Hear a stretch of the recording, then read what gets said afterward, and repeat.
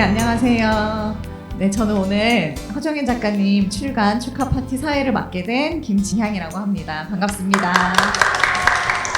네, 이 자리는 허정인 작가님의 신간 출간을 축하하기 위해서 마련한 자리인데요. 여기 오신 분들한테 너무 감사 인사드리고요. 오는 길에 차 많이 막히셨을 텐데 와주셔서 너무 감사합니다. 허정인 작가님이 준비도 많이 하셨고 또 그 기쁜 마음을 일일이 다 인사로 나누시긴 하셨는데요. 그래도 작가님 한번 말씀을 들어보도록 할게요. 박수로 좀 한번 환영해 주세요. 네. 안녕하세요. 허정린입니다. 네, 오늘 토요일날 그쵸? 오늘 정말 특별한 날인데 이렇게 귀한 시간 함께 해주셔서 감사합니다. 네, 작가님 요즘에 그 작품 활동으로 계속 바쁘시다고 들었는데 근황 토크 좀 전해주시면 좋을 것 같아요. 글이 쏟아지고 있어서 그럴 때가 있는데 계속 여기 앉아서도 되는 거죠? 그 엔진 건가요? 다시 할까요? 요즘에 계속 글 작업 많이 하고 있고 그리고 동시도 쓰고 있어요.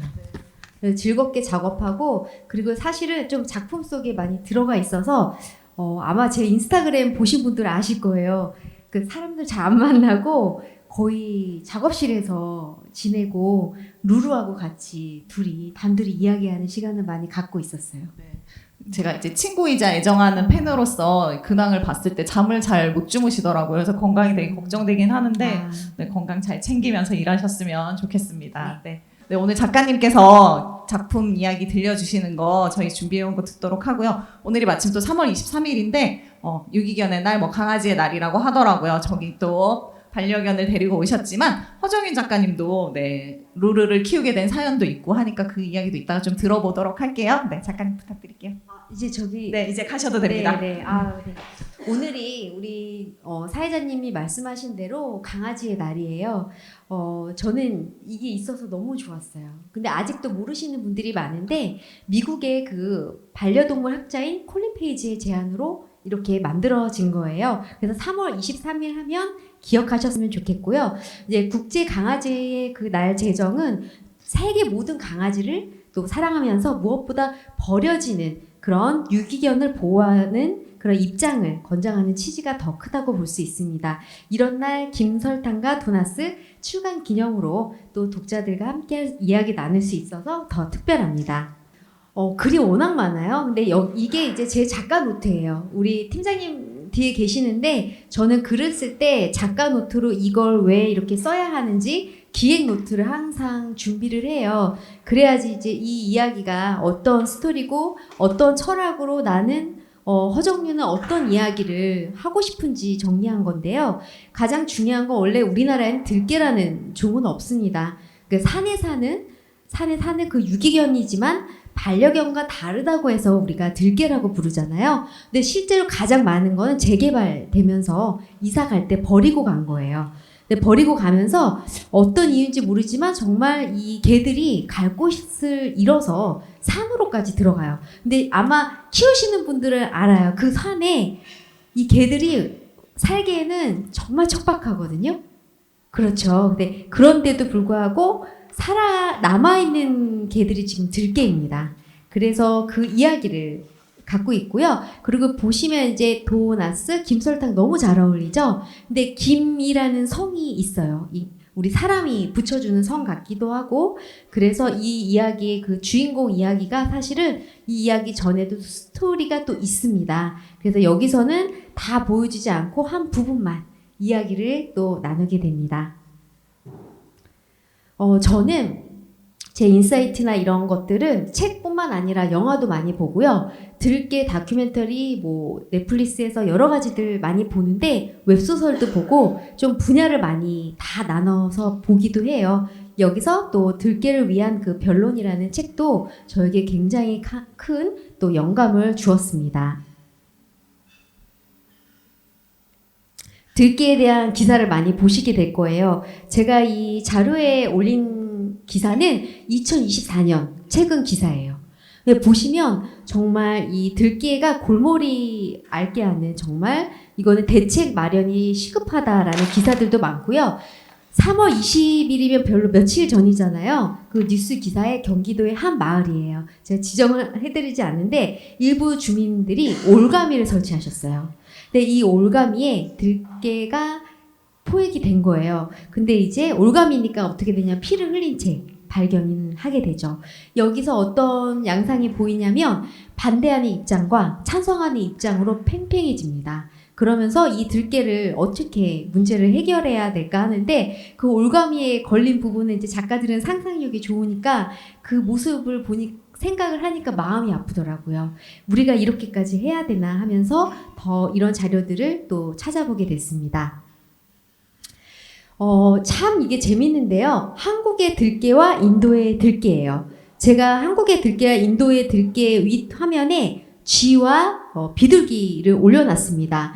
한국의 들깨는요, 지금 쥐 같아요. 쥐는 어떻게 하냐면, 주인 없이 이제 여기저기 돌아다니니까 어떻게 되죠? 숨어서 쥐처럼 있는 거예요. 그런데 인도의 들깨는 굉장히 자유롭게 이렇게 다닐 수 있고, 굉장히, 이 들깨의 모습이 이렇게 변하고 있다. 이런 것들도 같이 보고 싶었습니다.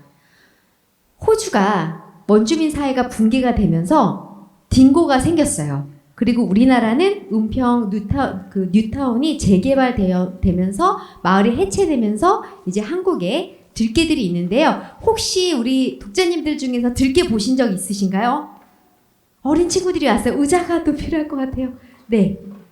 앉을 수 있도록. 고마워요. 네네. 있나요? 한국에 들깨 보신 분 없죠? 네. 아마 잘 보시긴 어려울 것 같습니다. 네. 이 화면을 한번 보시면요. 조선시대 개 그림이에요. 맨 왼쪽에 이암의 목연도를 보시면 강아지에게 그 젖을 먹이는 어미개가 보시면 누운 귀에 얼룩무늬 있고요. 또 신용복의 나월 불패도의 개는 또 보시면 누운 귀와 얼룩무늬로 일명 우리가 바둑이라고 하죠. 그런 바둑이라고 불렀던 개를 또 연상하게 합니다. 그리고 마지막 그림은 김두량의 흑구도예요. 그 얼룩무늬는 아니지만 누운 귀에 털이 길고 또 개가 몸을 긁는 그런 모습을 표현했는데요. 조선시대 그림을 보면 다양한 종류의 토종견도 있었고 또 토종견 가운데 스피치 계열의 개가 지금보다 훨씬 비중이 낮았던 것으로 볼 수 있습니다. 아마 아실 거예요. 자유롭게 교배를 하면서 개의 그 원형적인 품종인 그런 스피치 계열의 모습으로 또 변화가 되었고 유기견 중에 신기하게 거의 비슷하지 않아요? 우리 유기견은 그게 뭐냐면 우리나라 환경에서 생존이 어려워서 결국에는 토종개만 살아남았다고 또 추론할 수가 있습니다. 네, 이 자료를 보시면 들깨는 대부분 들깨이기 이전에 집이 있고 가족이 있는 직계였어요. 하지만 사람들이 버리고 또 방치하면서 그 삶의 터전을 또 집이 아닌 산으로 옮겨서 겨우 또 살아가게 되었습니다. 집계를 들깨로 만든 것은 다름 아닌 사람입니다. 네, 이걸 보시면 이거 너무 대학교 강의 같은 건 아니죠? 제가 열심히 요즘에 대학교 강연을 계속 하다 보니까 학생들 위치에 이렇게 맞게 하게 되는 것 같아요. A를 보시면요. 반려가구의 그 숫자를 보실 수 있어요. 2024년은 아니고 한 2022년 정도 기준으로 봤을 때 1260만 명 정도 됩니다. 거기서 자 1년간 유기동물 수는 120만 마리예요. 또 유기견 그 비율을 보시면 72%, 그러니까 개가 굉장히 많은 퍼센테이지를 차지하고 있고요. 여기서 또 유기견이 안락사되는 경우는 26%입니다. 네, 한국의 들깨가 발생하는 현황이 이렇게 나와 있어요. 지도에 보시면 산마다 이렇게 있는데 저는 북한산 근처에 작업실이 있어요. 그런데 정말 한 번도 그 근처를 다니면서 들깨는 본 적이 없어요. 아까 말씀드린 것처럼 쥐처럼 이 친구들이 숨어 있기 때문에 그리고 이제 실제로 돌멩이 던지거나 뭐 이런 일들이 많아요. 그래서 숨어 있고 한라산의 들깨는 진짜 노루를 사냥한다는 얘기들도 있고요. 북한산의 들깨는 청소를 한다는 음식물을 먹는 그런 역할을 하고 있습니다. 한국의 들개가 왜 늘어나냐고 우리 얘기하다가 제가 그걸 계속 찾아봤는데 도시화가 되면서 이제 야생동물의 서식지가 줄어드는 거예요. 그로 인해서 이제 들개가 생존을 위해서 또 도시 지역으로 이동을 하게 되고 또 들개가 점점점 이렇게 또 새끼를 낳게 되고 그런 주요 원인이 있고요. 또 두 번째는 반려동물 유기 문제예요. 네, 방학 때만 되면 여름방학, 겨울방학 때만 되면 유기동물이 많이 생기는데 이 친구들의 공통점이 또 털을 다 밀기도 해요. 못 알아보게. 예. 그러니까 그리고 또 이 개들은 또 입양이 돼도 문제가 되는 게 주인을 계속 기다리니까 다른 사람이 이렇게 임시 보호를 해도 정을 주거나 그러지 않아요. 왜냐하면 주인을 기다리거든요. 네, 그런 것들도 볼 수 있고 세 번째로는 농촌 그 지역의 인구가 감소되니까 어떤 일이 생기냐면 둘 중에 하나예요. 풀어놓거나 풀어놓지 않거나 목줄을 매거나. 그러니까 풀어놓게 되면 또 그 안에서 또 새끼들이 또 교배를 하게 되고 계속 늘어나게 되고요. 우리나라가 그 아파트 문화잖아요. 그러니까 대형 견을 입양해서 다시 키우기가 또 문제가 계속 발생되는 거예요. 그런 문제들이 또 입양률을 낮게 하는 그런 현실로 또 다가오는 것 같아요. 또 마지막으로 생각하지 못했던 건 개농장 문제예요. 근데 아까 그 변호사님 또 친구분이면 법적인 걸 혹시 아신다면 2027년부터 그 식용을 위한 사육이 또 금지가 됐잖아요. 그런데도 이 개 농장으로 인해서 그 들개들이 굉장히 많아졌다고 해요. 이게 또 유기견 절반 이상을 줄여주려면 개 농장은 정말 없어져야 된다. 이런 데이터가 있었습니다. 놀라웠던 거는 전 세계 5억 마리 가운데 주인이 있는 개는 45% 정도예요. 그에게는 더 주인이 없는 개가 더 많다라는 거예요. 그러니까 인간이 길들인 개는 성견이 되어서도 어린 시절의 그런 특징을 유지한 어린 늑대와 같다라는 얘기도 있어요. 그러니까 아이처럼 아까 우리 이름이 무지무지 예쁘다 그래서 무지라는 우리 개가 오늘 초대받았는데 굉장히 인간에게 의지를 많이 하거든요. 근데 그러다가 이렇게 가족을 잃게 되면 굉장히 적응하기가 어렵고 힘들어지는 거죠. 또 유기동물 발생하는 이유가 이렇게 2022년 그 조사에 의하면 이렇게 나옵니다. 반려동물을 기르는 그 사람의 책임 인식이 부족하다는 게 이렇게 많고요. 두 번째는 이건 좀 강화돼야 될 것 같은데 동물 유기 행위에 대한 처벌이 낮다라는 거고요. 세 번째는 반려동물 의료비가 비싸서 이 경우는 어떤 경우냐면요. 실제 이제 저희 루루도 굉장히 의료비가 많이 들어가요.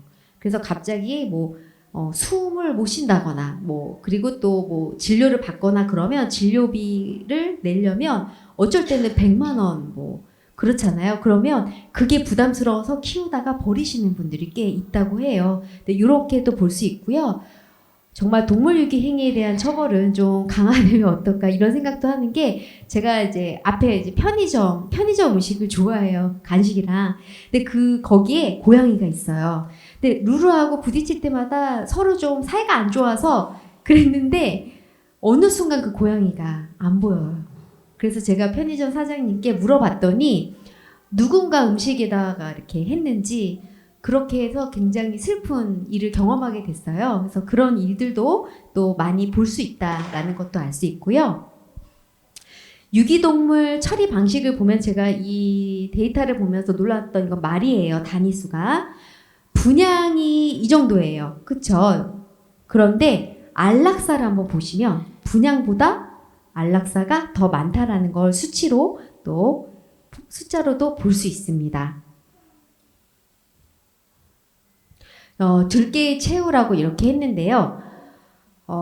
유기견들 중에 생존할 수 있는 그 개체들이 결국엔 들깨가 되는 거예요. 우리나라 환경에서 정말 살아남으려면 쉽지 않거든요. 그리고 들깨의 수명이 길지가 않아요. 5년 정도라고도 얘기를 해요. 근데 보통 요즘에는 잘 키우면 막 18년, 20년 사는 개들도 있거든요. 그리고 들깨는 지금도 계속 생기고 있고 우리나라뿐만 아니라 세계 어디든 계속 생겨날 수 있습니다. 이 그림이 정말 놀라웠는데요. 인간과 개의 최초의 관계를 또 볼 수 있어요. 이스라엘 북부 그 구석기 시대의 유적지에서 성별을 알 수 없는 그런 늙은 사람과 5개월 정도 된 개 유골이 있었는데 이렇게 함께 있는 거예요. 사람이 그 왼손을 개 머리뼈 위에 얹어놓은 자세고요. 또 이는 인간과 개의 최초의 관계가 굉장히 상호 의존적이다라는 걸 우리가 생각할 수 있어요. 인간은 그 다른 동물에 비해서 특히 개에게, 뭐 요즘에 고양이도 워낙 많이 또 같이 키우시기도 하는데 개에게 특별한 그런 애정을 향유했다라는 그런 사실을 저희들이 또 생각할 수 있습니다. 오른쪽의 그림은 뭐냐면요. 이 왼쪽의 사진을 토대로 제가 이야기를 구성해서 그 달리3 AI를 통해서 그림으로 구현을 해봤습니다. 그러면 이런 모습으로 이렇게 안고 있을 거다라는 걸 오늘 또 어린 친구들이 오기 때문에 한번 보여주고 싶어서 잘했죠? 네. 네. 네. 다음 장면을 보여드릴게요. 여러분께 꼭 말씀드리고 싶은 건요. 동물 복지에 대한 인식이 중요하다는 걸 말씀을 드리고 싶어요. 동물에 대한 어떤 공감과 동정심을 가지고 있는 사람들은 인간에 대해서도 비슷한 정서적인 반응을 보이는 거죠. 우리끼리 말하면 동물한테 함부로 대하면 인간한테도 함부로 대할 수 있는 거죠. 그래서 동물에 대한 어떤 그 윤리적 대우를 좀 중요시하는 사람들은 사회적 그런 약자나 또 환경보호 그리고 다른 사회적 이슈에 대해서도 굉장히 적극적인 그 자세를 나타낸다고 볼 수 있고요. 지금 이 자리에 모이신 우리 또 독자님들도 작가님들과 선생님들은 그런 마음을 갖고 이 자리에 오신 거라고 생각할 수 있습니다. 우리가 사실은 들개는 그 생명이 사라지는 그 순간에 공포, 슬픔, 아픔 그런 거 다 느껴요.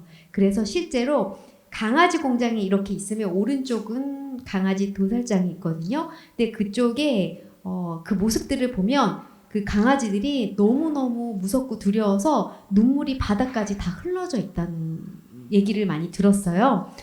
인간이 얻은 것은 잠재적으로 우리 공포감을 없앨 수 있잖아요. 저기 들개 있어요. 신고하는 순간. 그런데 거의 대부분 신고하는 그 들개들은 바로 이렇게 사망 선고와 다름없어요. 안락사가 되기 때문에 들개가 있는 것은 생명이라는 것을 좀 기억했으면 합니다.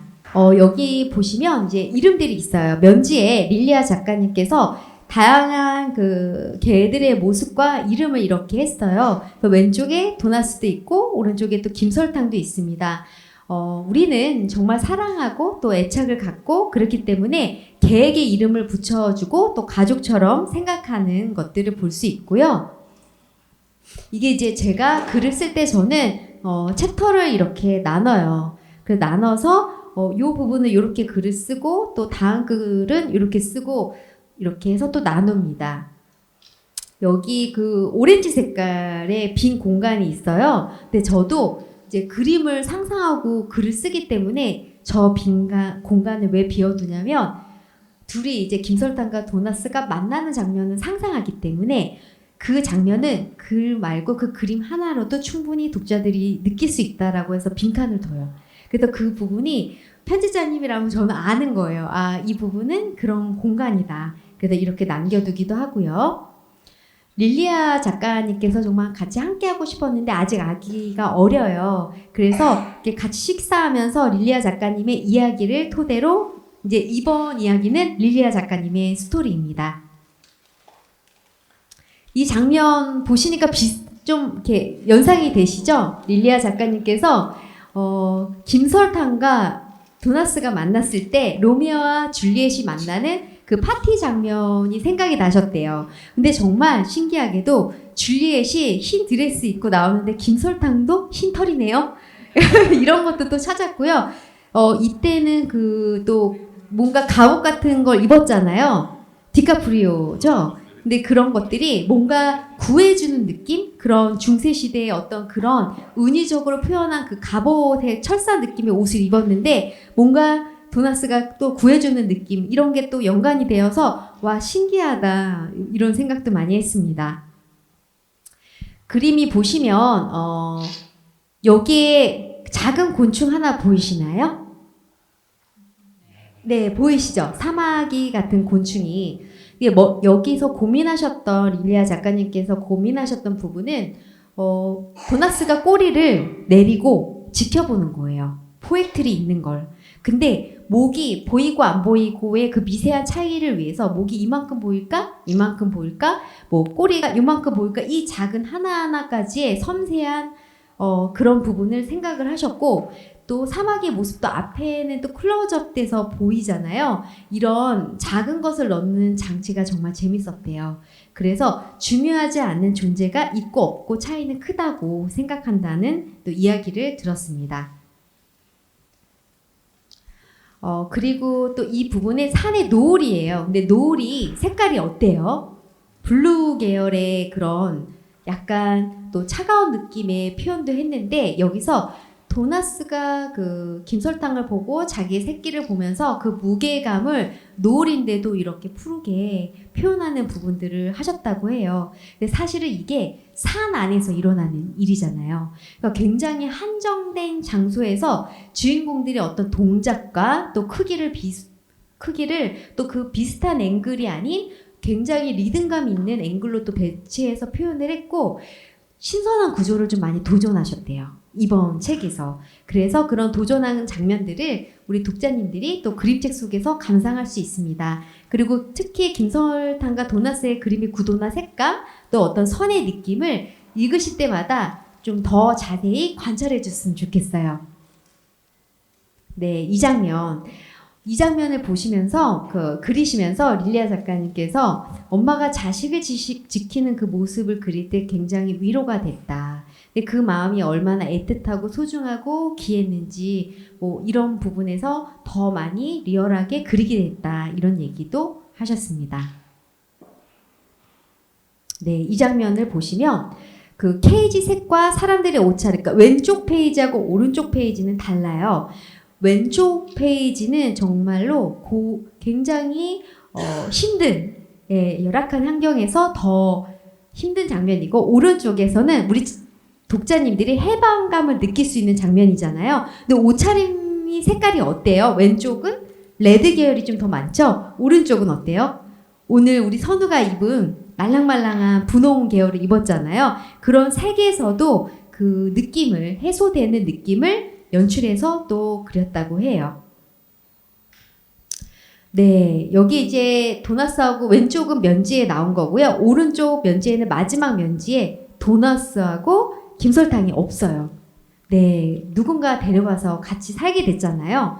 유기견들 중에 생존할 수 있는 개체들은 또 들개가 되고, 들개는 지금도 계속 생기고 있습니다. 그리고 사실 들개는 좀 부정확한 개념의 야생화된 유기견이라고 할 수 있어요. 그래서 유기견은 주인이 버렸기 때문에 유기견이 된 것이고, 또 인간이 그런 책임 있는 자세만이 이 문제를 우리는 해결할 수 있습니다.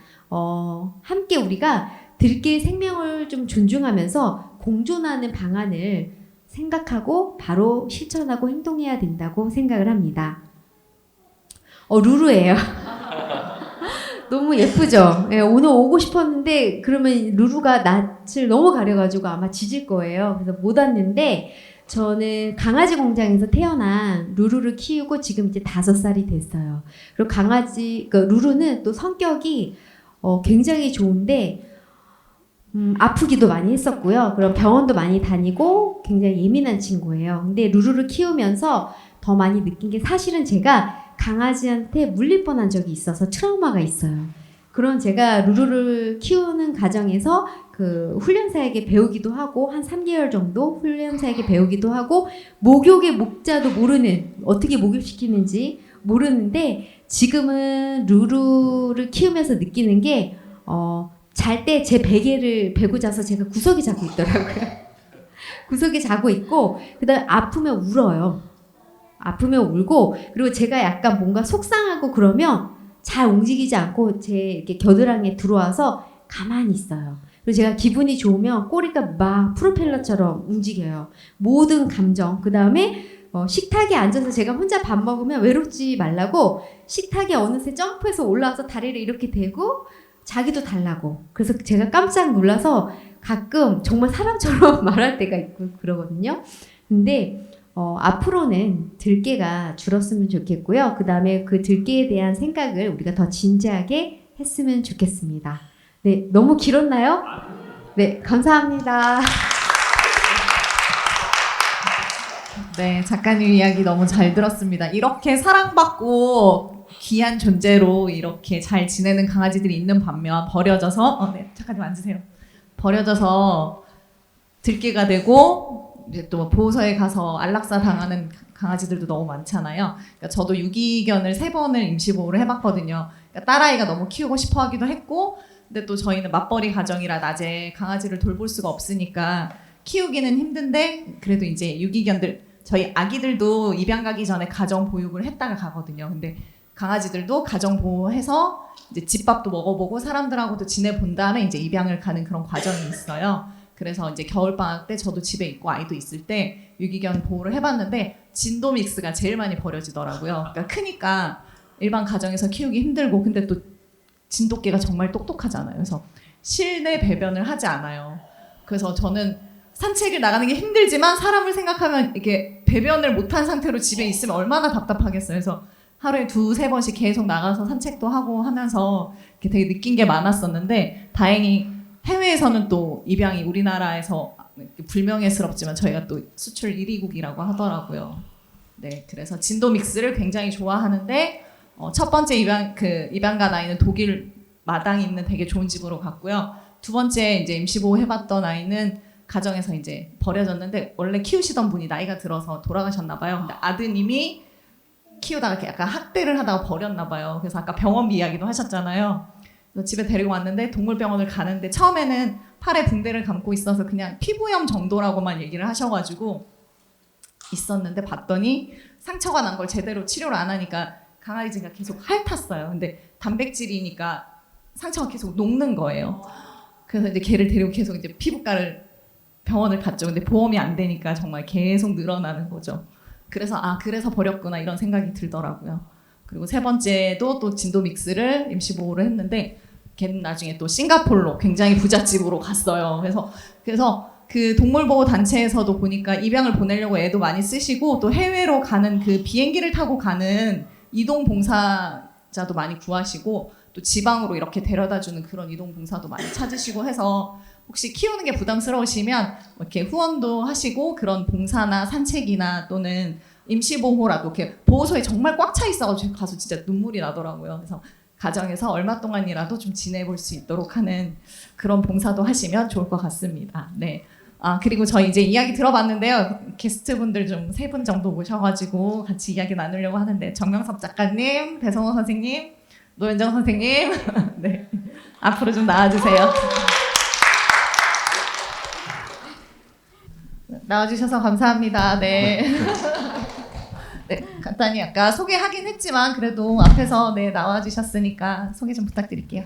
네, 안녕하세요. 저는 분당에서 초등학교 2학년 남자아이를 키우고 있는 엄마이자 또 그림책 큐레이터로 활동하고 있는 노현정이라고 합니다. 만나서 반갑습니다. 목소리 너무 좋으시죠? 네. 안녕하세요. 만나면 좋은 친구. 네, 네 정명섭 작가입니다. 네, 만나서 반갑습니다. 네. 네, 안녕하세요. 초등교사이고요. 배성호라고 합니다. 반갑습니다. 네, 이분들을 앞으로 모신 이유가 있는데요. 네, 정 작가님은 워낙 책 많이 쓰시는 분이시고 배성원 선생님은 사회 수업을 되게 열심히 하시는데 아이들과 실천을 직접 하셔가지고 사회 수업을 하시는 분이세요. 네, 그래서 또 오늘 동물권 이야기 여쭤보려고 초대했고요.